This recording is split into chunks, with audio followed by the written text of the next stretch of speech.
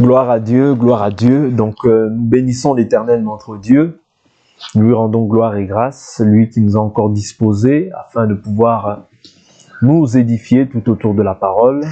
Aujourd'hui, nous allons nous entretenir sur un sujet que nous allons intituler « Croire avec le cœur et non avec la tête ». Oui, croire avec le cœur et non avec la tête.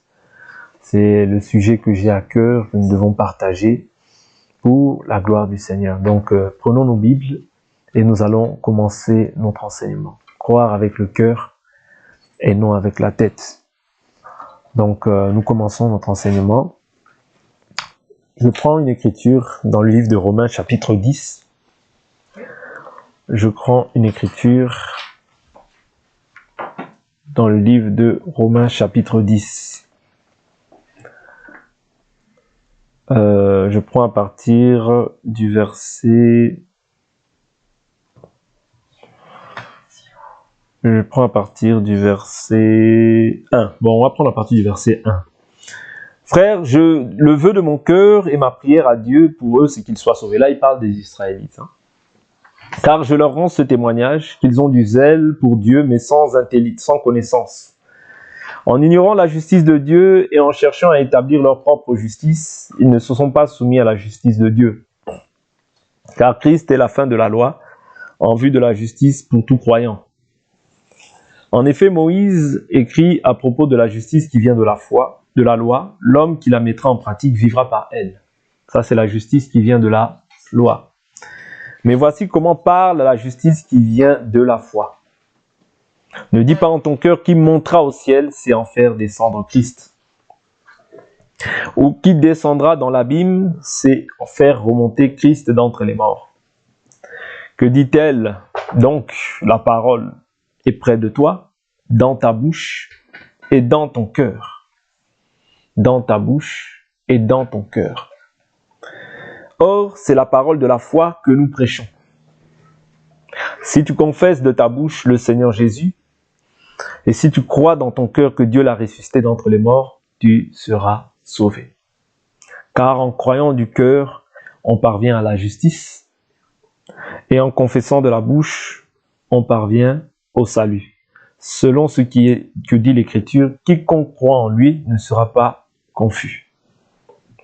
Il n'y a pas de différence en effet entre le juif et le grec. Ils ont tous le même Seigneur qui est riche pour tous ceux qui l'invoquent. Car quiconque invoquera le nom du Seigneur sera sauvé. Ouais, donc ici, on nous montre la justice qui vient de la loi et la justice qui vient de la foi. Voilà pourquoi j'ai pris croire avec le cœur et non avec la tête. Il y a deux types de croyants. Il y a le croyant qui croit en l'œuvre de la croix, en Jésus, en ce qu'il a accompli. Et le fait de croire, en réalité, c'est la confiance que tu mets dans la parole, la confiance que tu mets en Christ. Parce que quand je parle de Christ, je parle de la parole. Quand je parle de Jésus-Christ, je parle de la parole. C'est cette confiance-là que tu mets dans la parole. Et cette confiance-là que tu mets dans ta parole va produire en toi maintenant l'assurance. L'assurance que Dieu est vrai. Tout homme est menteur, Dieu seul est vrai. Que Jésus-Christ est l'absolu. Ouais, que Jésus-Christ c'est l'absolu. Et tout ce qu'il dit, il finit par l'accomplir. Ça, une personne qui marche avec la croyance qui est liée simplement, qui s'arrête sur à la tête, est bon et prompte à répéter les choses. C'est pas mauvais. Parce que la Bible dit que la parole du Christ habite en vous dans toute sa richesse. Instruisez-vous par des cantiques, des psaumes et des hymnes. Mais c'est-à-dire que la croyance qui n'est pas liée au cœur, quand la parole ne pénètre pas dans ton cœur, c'est là qu'il y a un problème. Voilà pourquoi il faudrait que la parole ne soit pas simplement, qu'elle ne s'arrête pas simplement à la tête, mais qu'elle puisse maintenant entrer dans nos cœurs. Je prends un exemple. Nous allons prendre un exemple dans le livre de Actes, nous allons vite comprendre, et nous allons aller dans l'Ancienne Alliance pour comprendre. Quelqu'un qui croit seulement dans la tête, c'est-à-dire il a reçu cette parole, vous voyez, mais il ne la garde pas, parce que pour garder cette parole, il faut qu'elle atteigne le cœur. Vous voyez? pourra garder cette parole, il faut qu'elle atteigne le cœur. Si cette parole ne touche pas ton cœur, tu verras que tu seras peut-être un bon répétiteur, mais dans le cœur, il n'y a rien. Ouais, dans le cœur, il n'y a rien. Voilà pourquoi l'Écriture dit, car en croyant du cœur. C'est pas pour rien qu'on parle du cœur. Ouais. C'est dans le cœur qu'il y a les émotions, c'est dans le cœur. Tout ça, c'est dans le cœur. Et Dieu veut ton cœur. Voilà pourquoi la Bible nous parle toujours du cœur, du cœur. Tu aimeras le Seigneur ton Dieu de tout ton cœur, ouais, de toute ton âme, de toute ta pensée, de toute ta force. Parce que ces choses-là sont liées. L'âme est dans le cœur. Vous voyez? C'est-à-dire que c'est pourquoi il faut absolument que tes pensées, ton cœur, tout cela, c'est là que tu dois croire. Tu entends dans l'oreille, mais tu crois dans le cœur. Mais si, en fait, la foi que nous sommes en train de communiquer s'arrête simplement dans la tête, ça ne produira rien, en fait, dans la marche. Voilà pourquoi il y a des gens, on est obligé de leur parler des années, mais ils ne croient pas. En réalité, ils croient, mais ils croient dans la tête. Ouais. Ils croient simplement d'une manière mécanique, mais pas d'une manière spirituelle. C'est-à-dire que cette parole-là n'a pas atteint le cœur, n'a pas atteint l'âme, autrement dit. Vous comprenez? Je prends un exemple. Quand la parole pénètre, touche le cœur, qu'est-ce que ça produit? Ça produit quelque chose dans le cœur. Prenons des exemples dans la Bible. Actes des Apôtres, chapitre 2. Actes des Apôtres, chapitre 2. Je prends à partir du verset 22. L'Écriture nous dit quoi? Ici, c'est Pierre qui prêche au jour de la Pentecôte. Ouais, au jour de la Pentecôte. Au verset 22, il dit, Israélites, écoutez ces paroles. Jésus de Nazareth, cet homme approuvé de Dieu, devant vous par les miracles, les prodiges et les signes que Dieu a fait par lui au milieu de vous. Comme vous le savez vous-même, cet homme livré selon le dessein, arrêté selon la prescience de Dieu, vous l'avez fait mourir en le clouant à la croix par la main des impies. Dieu l'a ressuscité en le délivrant des liens de la mort, parce qu'il n'était pas possible qu'il soit retenu par elle. Car David a dit de lui, « Je voyais constamment le Seigneur devant moi, parce qu'il est à ma droite, afin que je ne sois pas ébranlé. Voilà pourquoi mon cœur se réjouit et ma langue est dans l'allégresse, et même ma chair reposera avec espérance. Car tu n'abandonneras pas mon âme dans le séjour des morts, et tu ne laisseras pas ton sein voir la corruption. Tu m'as fait connaître les chemins de la vie, tu me rempliras de bonheur par ta présence. Frères, qu'il me soit permis de vous dire franchement au sujet du patriarche David, qu'il est mort, qu'il a été enseveli et que sa tombe existe encore parmi nous jusqu'à ce jour. Comme il était prophète et qu'il savait que Dieu lui avait juré par serment de faire asseoir un de ses descendants sur son trône, il a prévu par ses paroles la résurrection du Christ. Ouais. Donc quand David parlait, il ne parlait pas de lui-même, mais il parlait en fait de la résurrection du Christ qui devait avoir lieu. C'est-à-dire il prophétisait en fait ces choses pour des choses non pas présentes, mais pour les choses qui étaient à venir.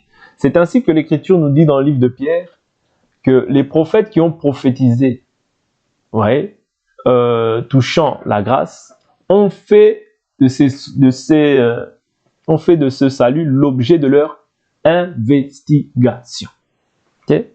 Donc, quand il parlait de Christ. Voilà pourquoi l'Écriture nous dit, voilà pourquoi quand Jésus même ressuscite, il dit, il fallait que s'accomplisse tout ce qui est écrit de moi dans la loi, dans les psaumes et dans les prophètes. Ça, c'est Luc chapitre 24. Nous avançons. Donc, je suis dans Actes chapitre 2, verset 31. En effet, il n'a pas été abandonné dans les séjours des morts et dont la chair... en effet, il n'a pas été abandonné dans le séjour des morts et dont la chair n'a pas vu la corruption. Ce Jésus, verset 32, Dieu l'a ressuscité, nous en sommes tous témoins. La foi du chrétien, n'oubliez pas, la foi du chrétien, du croyant, le fondement, la fondation du croyant doit être la mort, l'ensevelissement, la résurrection de Christ. Ok? La foi du chrétien n'est pas basée sur David, n'est pas basée sur Esther, n'est pas basée sur Moïse. La foi du chrétien est basée sur la mort et la résurrection de Jésus. C'est par Jésus que nous obtenons la vie éternelle. C'est par Jésus que nous obtenons le pardon de nos péchés. C'est par Jésus-Christ que nous obtenons un salut éternel. Vous comprenez? Si quelqu'un n'est pas fondé en Jésus-Christ, il va être fondé sur le diable, il va être fondé sur les liens, il va être fondé sur les démons, il va être fondé sur tout ce qui n'est pas de Jésus. Parce que Jésus a déjà triomphé de ces choses-là à la croix de Golgotha. La Bible nous dit, il a dépouillé les principautés, les autorités en triomphant d'elles par la croix. Vous voyez? Toi, tu n'es pas bâti sur les liens. Les liens, Jésus les a déjà rompus. Il a rompu les chaînes qui te liaient. La Bible nous dit, il nous a délivrés de la vaine manière de vivre héritée de nos pères. On va te parler de liens de famille, on va te parler... Jésus a déjà triomphé de tout ça. Ça, c'est pas la foi. Ça, c'est la foi vaine. Vous comprenez? Ça, c'est les foi vaines. Voilà pourquoi Paul nous dit, je vous rappelle l'évangile que je vous ai annoncé, que vous avez reçu, par lequel vous êtes sauvés, si vous le retenez dans les termes dans lesquels je vous l'ai enseigné. Autrement, vous aurez cru en vain. Vous voyez? Donc Jésus, la Bible nous dit, ce Jésus, Dieu l'a ressuscité, nous en sommes tous témoins. Témoins de quoi? De la résurrection. C'est ça qu'ils annoncent. Et c'est ça que nous devons nous efforcer à annoncer aussi chaque jour. Témoins de la résurrection. Nous sommes des témoins de la résurrection du Christ. Quand nous croyons, nous sommes témoins du Christ. Témoins qu'il est mort et que comme toi tu as cru en lui aussi, tu es mort au péché et comme lui il est ressuscité, tu es aussi maintenant ressuscité avec lui à la droite du Père. Ta vie maintenant est cachée en Dieu avec le Christ. Éphésiens chapitre 1. Vous voyez? Nous sommes ressuscités avec lui. Nous sommes bénis de toutes sortes de bénédictions spirituelles en Christ Jésus avec Dieu. Vous comprenez? Donc c'est ça, le témoignage que nous devons rendre. Ouais. Pour que la foi et que l'œuvre de la croix ne soit pas rendue vaine, nous devons rendre le témoignage véritable, véridique. C'est-à-dire marcher sur les traces des apôtres. Car ce Jésus, Dieu l'a ressuscité, nous en sommes tous témoins. Donc les témoins oculaires, c'est premièrement les apôtres. Voilà pourquoi la Bible nous dit, vous avez été édifiés. Je vous dis toujours, édifier veut dire bâtir, construire, sur le fondement des apôtres et des prophètes, Jésus-Christ lui-même étant la pierre angulaire. Quand on parle des prophètes, on parle des prophètes de la loi, vous voyez, parce qu'eux aussi annonçaient Christ. Mais quand les apôtres, je vous dis toujours que quand les apôtres présentaient l'évangile, ils le présentaient par rapport à la loi, les psaumes et les prophètes, et ils annonçaient en fait les aspects cachés du Christ, vous voyez, qui étaient dans la loi. Par exemple, là, il prend David pour nous expliquer, en fait, David faisait allusion à qui? En réalité, David, ici, dans ce psaume-là, faisait allusion à Jésus. Vous comprenez? Vous comprenez? Et Israël, je vous dis toujours, avait l'attente du Messie par rapport à ce que Moïse avait dit. Moïse avait dit, dans le livre de Deutéronome, il dit, un prophète comme moi viendra, vous l'écouterez. Vous comprenez? Donc, ils avaient cette attente-là qu'un prophète devait venir. Donc, le prophète là qui devait venir parmi les frères, ce n'est autre que Jésus-Christ. Ok? Je continue. Élevé, verset 33, élevé par la droite de Dieu, il a reçu du Père l'Esprit Saint qui avait été promis et il l'a répandu comme vous le voyez et l'entendez. Souvenez-vous, dans Jean chapitre 12, verset 32, je crois, ou 31, Jésus-Christ dit quoi? Il dit, quand le Fils de l'homme sera élevé, il attirera tous les hommes après lui. Ouais, quand le Fils de l'homme sera élevé, autrement dit glorifié, il attirera tous les hommes après lui. Ouais, c'est-à-dire après lui, c'est-à-dire que il répandra son esprit comme il l'avait déclaré. Ouais, il attirera tous les hommes après lui. Donc ici, il dit, il a répandu comme vous le voyez et l'entendez. C'est-à-dire, il l'avait répandu premièrement à la Pentecôte. Vous voyez? Et par la suite, nous voyons que qu'est-ce qui a été fait? Ici, nous allons voir dans le livre dans le même livre, nous allons voir, continuons la lecture, car David n'est pas monté dans les cieux, mais il dit lui-même, le Seigneur a dit à mon Seigneur, assieds-toi à ma droite jusqu'à ce que je fasse de tes ennemis ton marchepied. Que toute la maison d'Israël sache donc avec certitude que Dieu a fait Seigneur et Christ, ce Jésus que vous avez crucifié. Pourquoi ici il dit toute la maison d'Israël? Parce que premièrement, Jésus avait dit, allez premièrement vers les brebis perdues de la maison d'Israël. Vous voyez? C'est-à-dire, premièrement, le message devait aller vers eux en vue d'être proclamé à toutes les nations par la suite. Parce que quand il revient maintenant, il dit, allez, faites de toutes les nations mes disciples. Mais dans la chair comme ça, quand Jésus, dans ses jours de chair, il est venu premièrement pour annoncer le salut aux siens, c'est-à-dire à ceux à qui la promesse avait été faite, à Israël. N'oubliez pas, la Bible nous dit dans le livre de Michée, chapitre 4, verset 5, pendant que toutes les nations marchaient avec leur Dieu, Dieu, l'Éternel, marchait avec Israël. Vous voyez? Ça, c'est Michée, chapitre 4, verset 5. Ok? Mais dans un premier temps, Dieu est venu chez les siens, mais pour répandre maintenant, par la suite, le salut à toutes les nations. Voilà pourquoi Jean, chapitre 1, nous dit, il est venu chez les siens ne l'ont pas reçu, mais à tous ceux qui l'ont reçu, il leur a donné le pouvoir de devenir enfants de Dieu. À ceux qui sont nés non de la chair et du sang, mais ceux qui sont nés de l'esprit. C'est-à-dire, pour être enfant de Dieu, ce n'est pas la première naissance qui fait de toi un enfant de Dieu. Ça veut dire quand tu es né de la volonté de la chair et du sang, autrement dit, de tes parents. C'est pas ça qui fait de toi un enfant de Dieu. Ce qui fait un enfant de Dieu, c'est quand tu nais de l'esprit. Ok? Quand tu nais de l'esprit. C'est ça qui fait de toi un enfant de Dieu. Je continue la lecture.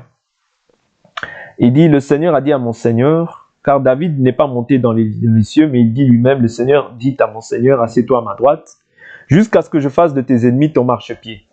Que toute la maison d'Israël sache donc avec certitude que Dieu a fait Seigneur et Christ, ce Jésus que vous avez crucifié. Dieu l'a fait comment? Seigneur et Christ, ce Jésus que vous avez crucifié. Maintenant, qu'est-ce qu'il dit au verset 27? C'est là que c'est très intéressant. Il dit, après avoir entendu cela, ils eurent le cœur vivement touché. Vous voyez? Ils n'eurent pas la tête vivement touchée. Non, ils eurent le cœur. C'est-à-dire, cette parole a pénétré le cœur. Ouais. Cette parole a pénétré le cœur. Ils eurent le cœur vivement touché et ils dirent à Pierre et aux autres apôtres, frères, que ferons-nous?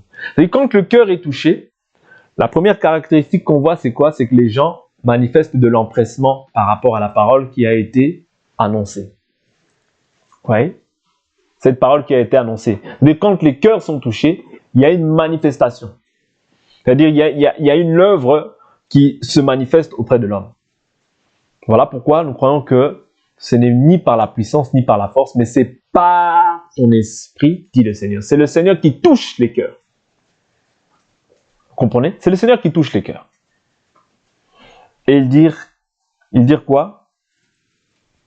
Après avoir entendu cela, ils eurent le cœur vivement touché et ils dirent à Pierre et aux autres apôtres, frères, que ferons-nous? Oui. Frères, que ferons-nous? Oui. Tu nous as dit toutes ces choses. Tu nous as dit que oui, Jésus a été livré. Tu nous as dit qu'il est Seigneur et Christ. Maintenant, qu'est-ce que nous devons faire? Eux qui ont reçu le dépôt en premier, vous voyez, doivent maintenant annoncer à ce peuple qu'est-ce qu'ils doivent faire. Parce qu'ils ont été touchés dans leur cœur. Ils n'ont non pas cru avec la tête, mais avec le cœur. Quand on croit avec la tête, on peut entendre ces choses, mais ces choses-là ne produisent absolument rien en nous-mêmes.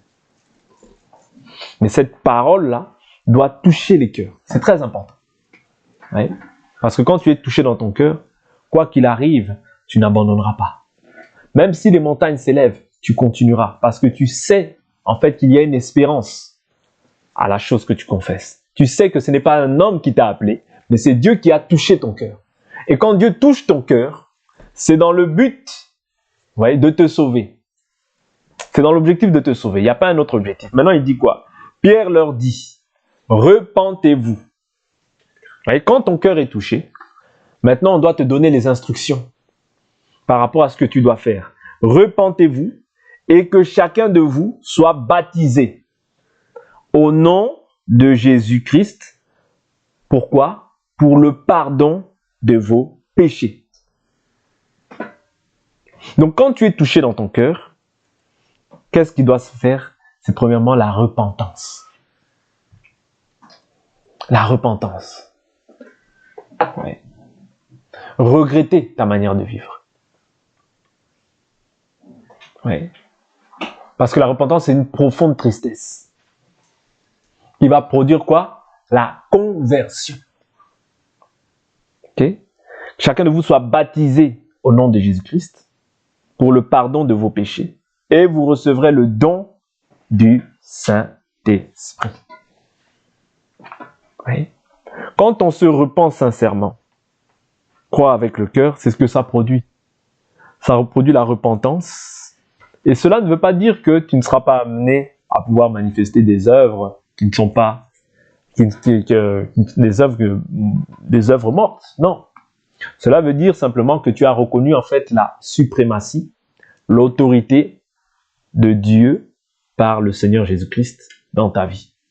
C'est-à-dire par ce moyen-là, tu es devenu une nouvelle créature. Par ce moyen-là, tu es devenu enfant de Dieu. Par ce moyen-là, tu es devenu héritier de Dieu. Par ce moyen-là, tu es devenu co-héritier avec le Christ. Par ce moyen-là, tu es pardonné. Par ce moyen-là, tu es justifié. Par ce moyen-là, tu es sanctifié. Par ce moyen-là, tu es mis à part. Par ce moyen-là, ta vie est cachée dans les lieux célestes en Christ Jésus avec Dieu. Par ce moyen-là, tu es réconcilié avec ton Créateur. Par ce moyen-là, tu es une nouvelle créature.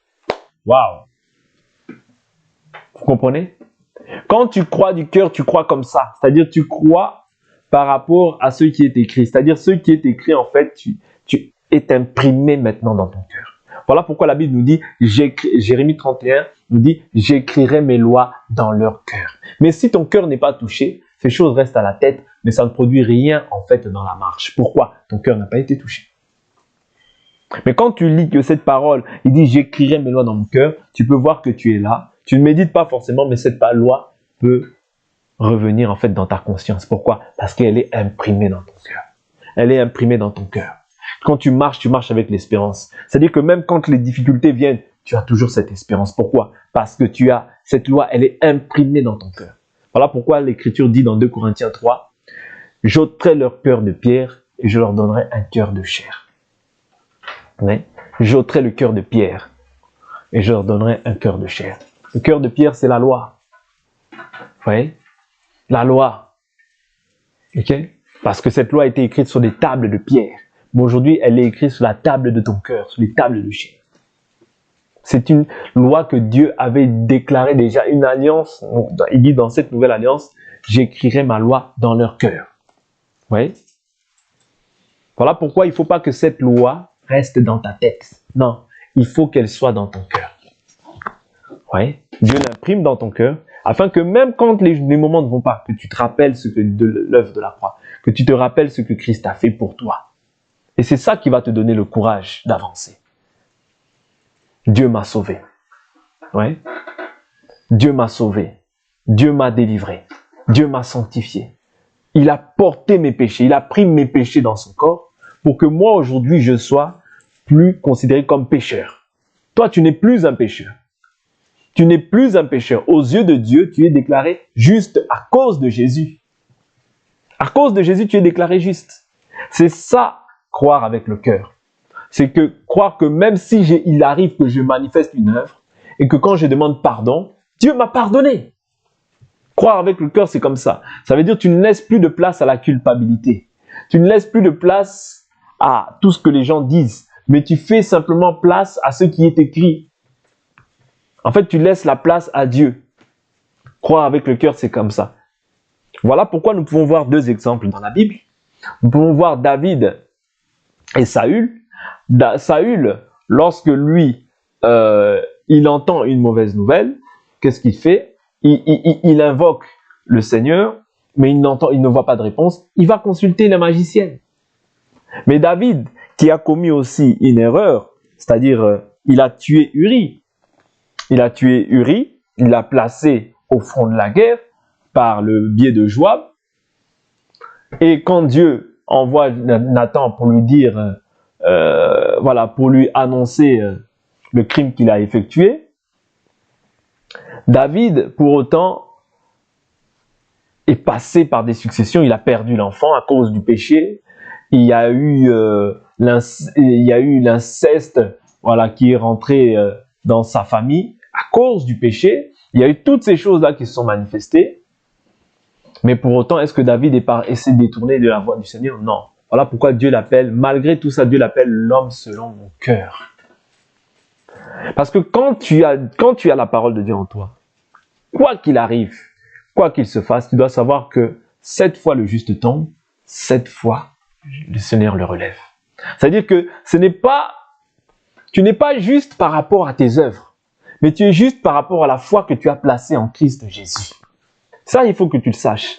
Pourquoi je te dis ça? Parce qu'il peut arriver un jour où tu manifestes une œuvre, et si tu ne comprends pas en fait l'œuvre que Christ a accomplie, tu vas croire que c'est par tes efforts. Non, ce n'est pas par tes efforts. La Bible nous dit c'est par grâce que nous sommes sauvés, par le moyen de la foi. Cela ne vient pas de nous, c'est le don de Dieu. C'est ça la différence entre le croyant et le religieux. Le religieux, c'est par ses œuvres. Mais le jour où il lui arrive un pépin, le jour où il lui arrive un problème, ce religieux peut être facilement prompt à pouvoir se détourner.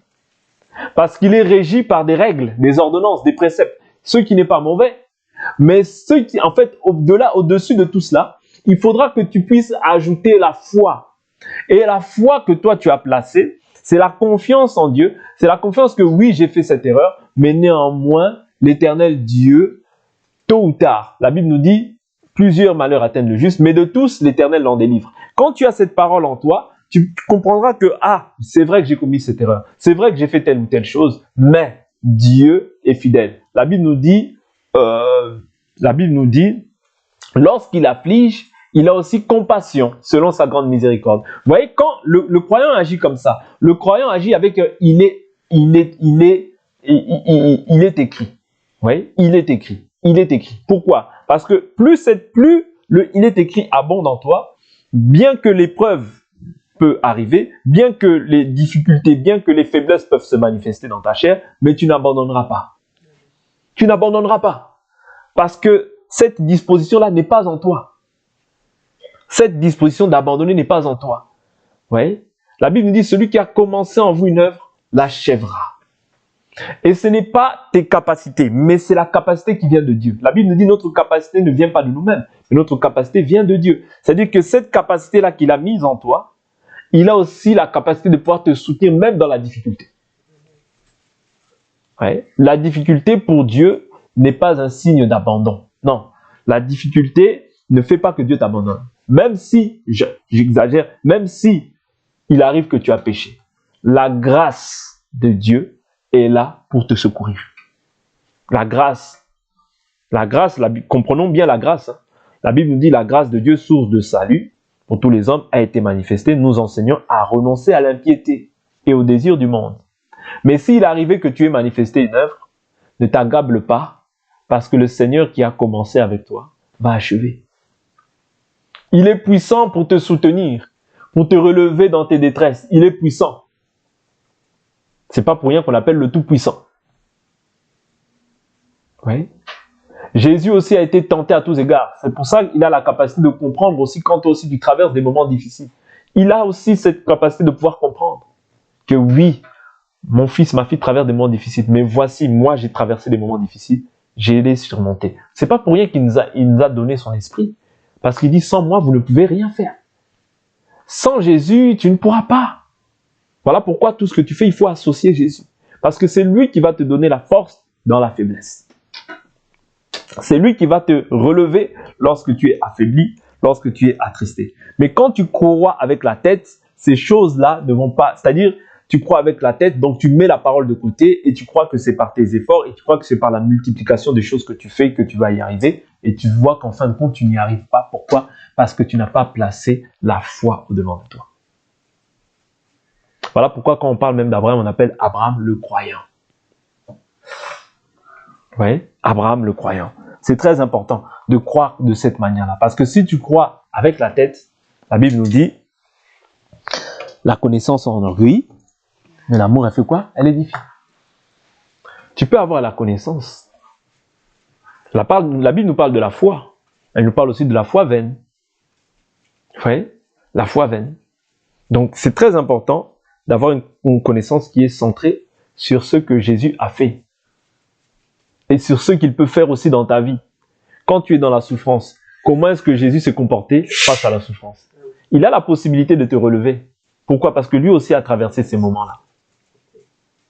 Si Dieu était resté Dieu sur son trône, tu comprendrais que oui, bon, Dieu nous dit ça, mais voilà. Mais Dieu a pris un corps pour que quand toi, tu traverses des moments difficiles, quand les épreuves s'élèvent, lui qui a été aussi tenté à tous égards, que toi aussi tu puisses te dire oui, mon Seigneur l'a fait, du fait qu'il habite en moi, il me donnera aussi la force par rapport à l'épreuve que je suis en train de traverser. Le Seigneur connaît tes souffrances. Le Seigneur connaît tes difficultés. Avant même qu'il n'arrive, le Seigneur connaît. Ouais, il n'y a aucune, la Bible nous dit aucune, je prends cette écriture. Je prends cette écriture et on revient dans Actes. 1 Corinthiens 10, 13. Aucune tentation ne vous est survenue qui n'ait été humaine. Dieu est fidèle et ne permettra pas que vous soyez tentés au-delà de vos forces.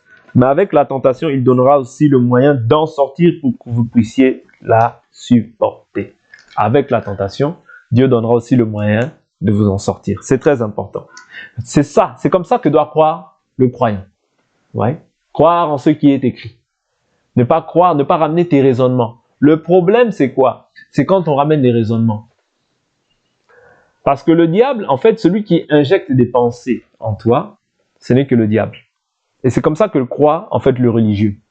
Le religieux ne met plus foi à ce qui est écrit, mais il met foi à ses capacités. Il met foi en ses compétences. Il met foi dans son intellectualisme. Ça, c'est la foi vaine. C'est la foi qui ne sauve pas. Voilà pourquoi nous devons croire du cœur. Quand tu crois du cœur, tu crois que rien n'est impossible à Dieu. Rien n'est impossible à celui qui croit. Vous voyez?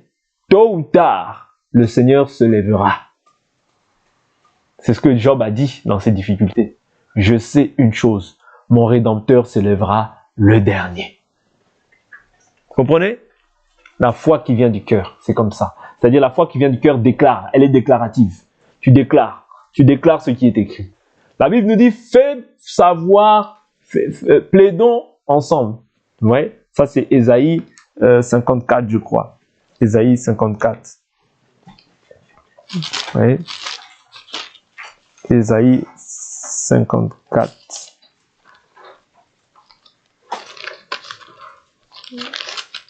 La foi qui vient du cœur doit déclarer. Ok? C'est une foi qui déclare. C'est une foi qui déclare. C'est pas une foi qui reste passive. Lorsque je vois les choses, j'accepte. Non. Quand tu acceptes, tu es en train d'accepter la pensée venant du diable. Toi, tu ne peux pas accepter ce que le diable veut faire de toi. Je cherche l'écriture. Il dit, fais savoir, plaidons ensemble, quelque chose comme ça. Je prends cette écriture, je vais la trouver. Elle est importante.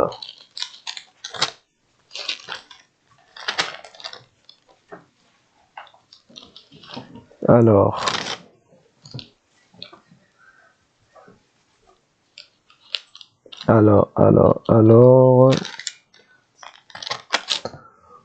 La Bible nous dit plaidons ensemble, quelque chose comme ça. Je pense que c'est Ésaïe. Je suis sûr que c'est Ésaïe qui parle de ça. Mais si je ne trouve pas, je l'apporterai même demain par la grâce du Seigneur. C'est pas très grave. Ésaïe 54. Rappelle mon souvenir, plaidons ensemble. Plaidons ensemble, quelque chose comme ça. Alors, je ne trouve pas cette écriture, mais je sais qu'elle est là. Mais je ne la trouve pas. Bon, avançons. Il dit, rappelle mon souvenir et plaidons ensemble.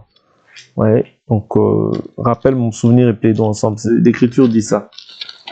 Bon, avançons. Simplement pour savoir que voilà pourquoi nous devons avoir la parole en abondance en nous. Ce n'est pas pour nous enorgueillir, mais c'est simplement pour rappeler à Dieu. Vous voyez, rappeler à Dieu ce qui est écrit et ce qu'il est capable de faire aussi par sa parole. Ouais, ce qu'il est capable de faire par sa parole, parce qu'il est lui-même la parole. Ouais. Et lorsque tu rappelles la parole à Dieu, Dieu doit se souvenir de toi. Dieu va se souvenir de toi et il se lèvera dans ta faveur, en ta faveur. Pourquoi? Parce que c'est sa parole. Et Dieu ne peut pas transgresser sa propre parole. Vous comprenez? Dieu ne peut pas transgresser sa propre parole. Donc il est important que dans tes difficultés, tu rappelles à Dieu ce qu'il est capable de faire. Oui. Tu rappelles à Dieu ce qu'il est capable de faire. Très important. Ok? Bon, je ne trouve pas l'écriture, mais je la chercherai plus tard. Donc, avançons. Acte 2, je continue dans Acte 2. La Bible nous dit, car, verset 39, car la promesse est pour vous, pour vos enfants, et pour tous ceux qui sont au loin, en aussi grand nombre que le Seigneur, notre Dieu, les appellera. Et par beaucoup d'autres paroles, il rendait témoignage et les exhortait en disant, sauvez-vous de cette génération perverse. Ceux qui acceptèrent sa parole furent baptisés. En ce jour-là furent ajoutés environ 3000 âmes.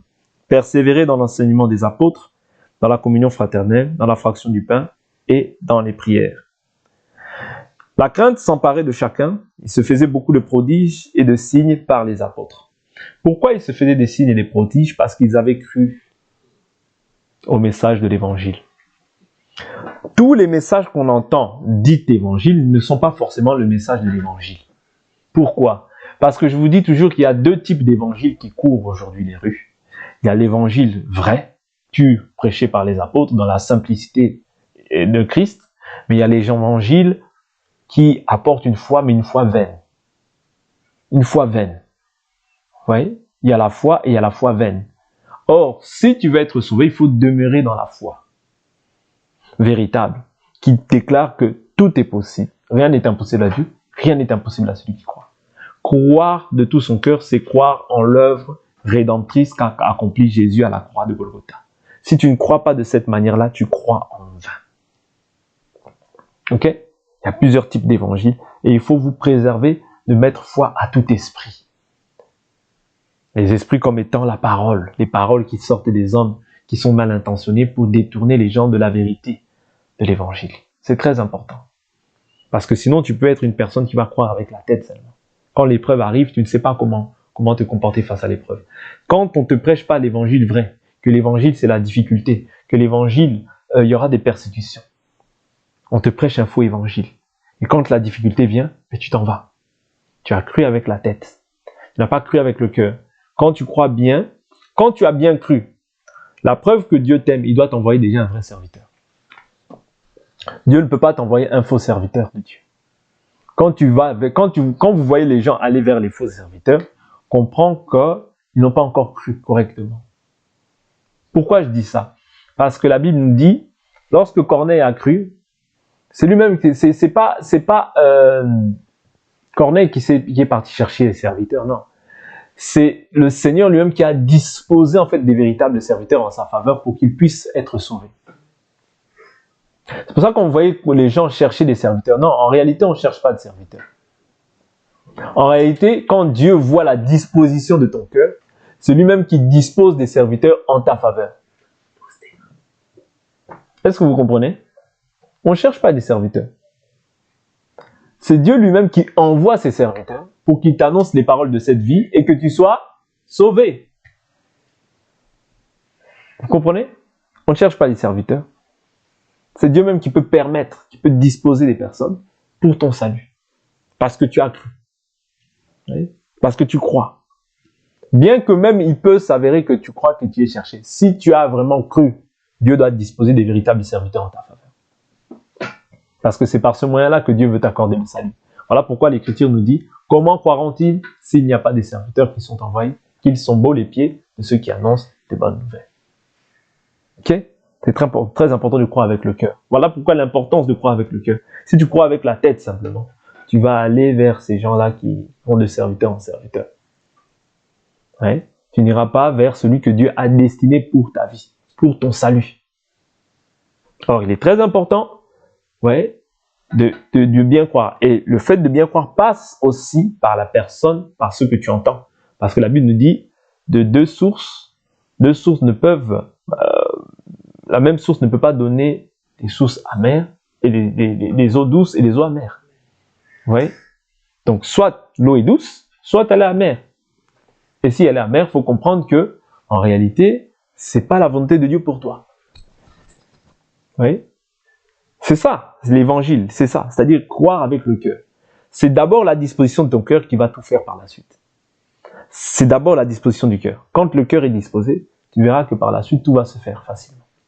Mais quand le cœur n'est pas disposé, tu verras que rien ne se fera. Même quand on voit Lydie, le Seigneur ouvrit son cœur pour qu'elle s'attache aux paroles que Paul lui prêchait. C'est le cœur. C'est ça que je vous ai pris David et Saül. David pêche. Saül pêche. Mais les deux, dans le comportement, ils sont différents. L'autre, il manifeste quoi? La repentance. Il s'incline. Il prend le temps de jeûner. Il prend le temps de demander pardon. Mais l'autre, qu'est-ce qu'il fait?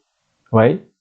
Dès lors où il y a un problème, il voit qu'il n'y a pas de réponse. Il va voir les voyants.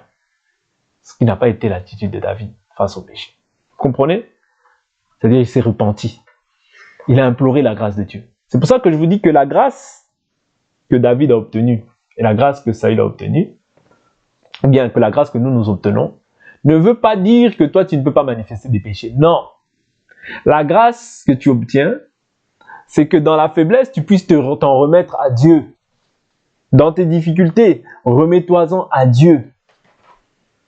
Parce que la grâce que nous avons, oui, elle ne nous pousse pas à pécher, mais s'il s'avère que tu as manifesté une œuvre, comment est-ce que tu agis quand tu as manifesté le péché? Parce que les gens pensent que le péché, c'est seulement l'impudicité, ceci, cela. Non. La Bible dit, si quelqu'un sait faire le bien et qu'il ne le fait pas, il commet un péché. On est d'accord? C'est ça le péché. Le péché, c'est refuser en fait tout ce qui est lié à la justice. C'est ça le péché. Refuser tout ce qui est juste. Je sais faire le bien, je ne le fais pas. À ce moment-là, je commets un péché. Donc, par ce biais-là, personne ne peut être trouvé juste devant Dieu. Personne. Il n'y a que Jésus qui a été trouvé juste devant Dieu. Voilà pourquoi nous devons comprendre aussi la grâce de cette même manière-là. C'est-à-dire que la grâce ne nous pousse pas à pécher, mais s'il s'avère que tu as péché, ok, ne crois pas que tu es juste par tes œuvres, mais tu es juste par la grâce. Par la grâce. David, Dieu l'a appelé quand même l'homme selon son cœur. Malgré son péché, Dieu l'a appelé l'homme selon son cœur. Bon, après, il y a des gens mal intentionnés qui vont dire, voilà, qui vont justifier de cela pour pouvoir aller pécher. C'est pas ce que je dis. Mais ici, j'essaye simplement de vous montrer que la grâce n'est pas liée à l'effort de l'homme, mais c'est lié à la grâce que Christ a accomplie. Mais maintenant, nous, quand nous avons cru, nous devons nous efforcer à vivre d'une manière qui plaît au Seigneur, afin de lui être agréable. Mais si je répète, s'il s'avère que tu as commis une erreur, repens-toi. Ouais.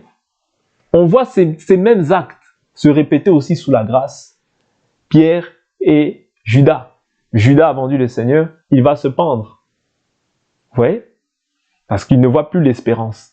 Bien que voilà, ça a été prophétisé, mais il ne voit plus l'espérance, il va se pendre, accablé de tristesse. Mais on voit Pierre qui a renié aussi le Seigneur. Mais qu'est-ce qu'il fait? Il n'a pas vendu le Seigneur, mais il a renié le Seigneur. Mais qu'est-ce qu'il fait? Il va se repentir. Vous voyez la différence un peu? C'est pour ça qu'il faut croire du cœur. Parce que quand tu crois du cœur, tu n'iras pas te pendre même quand tu as fait quelque chose de mal. Tu n'iras pas te détruire, tu n'iras pas dire « Oh ben là j'ai commis l'impudicité, c'est fini pour moi, Dieu ne me pardonnera plus. » Tu vas, tu te pends, ou bien tu fais quelque chose d'irréparable, ou bien tu vas voir un sorcier, ou bien tu te dis « Non, Dieu ne me pardonnera pas ce péché. » Si, Dieu peut tout. Dieu peut tout. Ici, est-ce que vous comprenez la grâce? La grâce, c'est une faveur. C'est-à-dire, ça ne dépend pas de toi. C'est Dieu qui t'a tendu la main pour que tu puisses obtenir le salut. Ça ne dépend pas de toi. Mais maintenant, si tu comprends mal la grâce, tu vas te dire, bon, je peux aller pécher. Non, là, tu comprends mal. C'est pour ça que Paul dit quoi? Pécherions-nous afin que la grâce abonde? Certes, non. Si nous sommes morts au péché, comment vivrons-nous encore dans le péché? C'est-à-dire, si tu es mort au péché, tu ne peux plus vivre dans le péché. Si tu vis dans le péché, tu ne comprends pas la grâce. Dieu t'accorde sa faveur, mais il ne t'accorde pas sa faveur pour que tu fasses le mal. Il t'accorde ta faveur pour que tu comprennes. En fait, il faut comprendre, mais pour comprendre, il faut être touché dans ton cœur. Si ton cœur n'est pas encore touché, tout ce qu'on pourra te dire, en fait, ça va résonner comme un marteau. Comme un marteau, pam, pam, pam. Mais en fait, ça ne produit rien dans ton cœur. Il faut premièrement que le cœur soit touché. Sinon, c'est la tête. La tête qui reçoit. Tu crois dans la tête, mais tu n'as pas cru dans le cœur. Ça ne produit absolument rien. Voyez-vous, quand ils ont tous été touchés dans le cœur, c'est là que ça a produit quelque chose. C'est pour ça que l'évangile, c'est pas les menaces. L'évangile, c'est pas la force. L'évangile, c'est l'œuvre de l'esprit. C'est l'esprit qui touche les cœurs. C'est l'esprit qui convainc. C'est l'esprit qui fait toute cette œuvre-là dans la vie de chacun. Et c'est l'esprit qui permet qu'il y ait renoncement, repentance, croissance. Ouais. Même Paul le dit. J'ai posé le fondement. Apollos a arrosé. Mais qui est-ce qui fait croître? C'est Dieu, c'est pas lui. Ce sont des serviteurs inutiles, l'un et l'autre, qui prêchent pour que Dieu soit glorifié dans la vie des gens et pour que nous puissions refléter Christ au travers de nos comportements et de nos attitudes. C'est ça, vous voyez, la différence entre le fait de croire avec le cœur et de croire avec la tête. Donc, quand tu crois avec la tête, quand tu crois avec le cœur, vous êtes des croyants différents. Même dans la marche, tu verras que celui-là est différent. Dans la marche, tu le verras. Oui. Quand tu crois avec le cœur, c'est-à-dire que peu importe, même si vous traversez, c'est-à-dire ces deux individus, s'ils traversent des souffrances ou des difficultés identiques, ils agiront différemment. Pourquoi? Parce que l'autre croit avec le cœur, l'autre croit avec la tête. L'autre peut avoir les mêmes versets que l'autre, peut avoir la même connaissance que l'autre, mais dans le comportement, ils sont différents. Pourquoi? Parce que le cœur a été touché. Quand le cœur est touché, tu ne renonces jamais. Quand le cœur est touché, il y a toujours une écriture qui va venir te renforcer, te consoler. Mais celui qui croit avec la tête dira simplement des versets de la tête, mais comme son cœur n'a pas été touché, il peut facilement aller voir les marabouts. Il peut facilement se détourner de la voie du Seigneur. Pourquoi? Parce que son cœur n'a jamais été touché en réalité. Est-ce que vous comprenez? C'est ça la différence. Restons fermes et attachés au Seigneur. Le Seigneur ne manquera pas de nous faire du bien, mais au temps favorable. Que l'Éternel Dieu nous bénisse et nous allons prier.